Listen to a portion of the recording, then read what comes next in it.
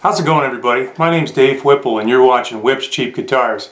A few days ago we did an A-B blind comparison between this 1970s Gibson J50 and this very current model Seagull M6. The question was, which guitar to you sounded like the expensive vintage guitar and which one sounded like the economical modern guitar?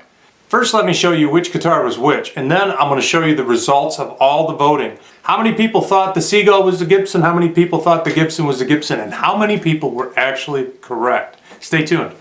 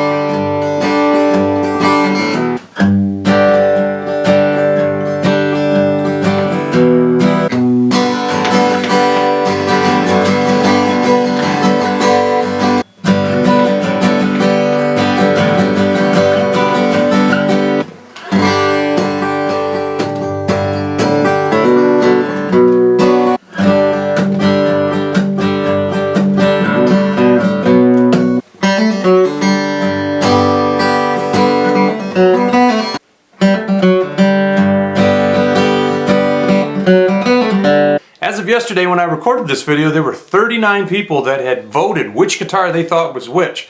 Out of 39 people, 14 got it correct. 14 people said that A was the Gibson and B was the Seagull. 25 people picked the Seagull to be the expensive vintage Gibson. I got some pretty neat comments on here. Both have a nice sound. B has a warmer sound. B had more warmth. B sounded the best. This is the Seagull. One comment, A sounded great. Somebody who's got an ear for a vintage Gibson.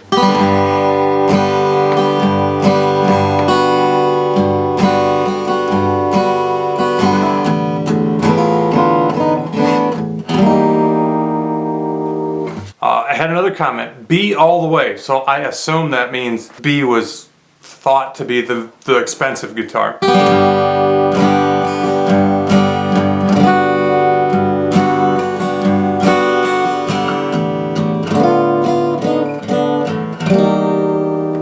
Another one, B liked the sound better. Here's one. They liked the sound of B better, even though they love their Seagull and they assumed that B was the Gibson. It wasn't, it was the Seagull. So I think the big takeaway here is most people prefer a warm sounding guitar. Most people prefer a guitar that has a good thick bottom end. And in a blind test, they hear a clear, bright guitar as probably being a cheaper instrument, even though that's exactly the opposite with these two guitars. I think even though that the Gibson is a dreadnought, it's quite balanced. The Seagull kind of has more of that boomy Martin quality to it. The Gibson is a very complex sounding guitar. When I strum it, I hear kind of through it. The Seagull, on the other hand, is a very good bread and butter guitar. It's got a nice amount of shimmer. It's got good meat, kind of that more thick bottom end. It's very difficult to say that one is a better guitar than the other. Now the point I would really like to make with this video is that a vintage collectible high-end guitar, even though it does sound fantastic, it might not sound better. And it might not fit the song you're going to record with it better. It's just different. Even though it's great, the sound of another guitar might actually be preferred over it. Almost 3/4 of the people in this survey picked the Seagull to be the expensive vintage guitar. It's nice and warm and it's got a good rich bass sound.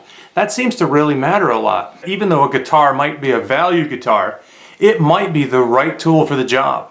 It might fit the song and the vision for the song better than a high-end instrument with a different tonal character. Maybe 1 in 10,000 people that listen to a song are trying to hear inside the tonal character of the acoustic guitar part. No, people are listening to, does it feel good? Does a song sound good? Is it exciting? Is it engaging? And that's mostly composition and chord structure and the vocalist. So if you're just starting out, you don't have a lot of funds, and you're under that impression that you need an expensive piece of gear to put out good music, or for it to be a good guitar to have, that's just not the case. Good sound is good sound. Thanks for watching Whip's Cheap Guitars. My name's Dave Whipple. We'll see you soon.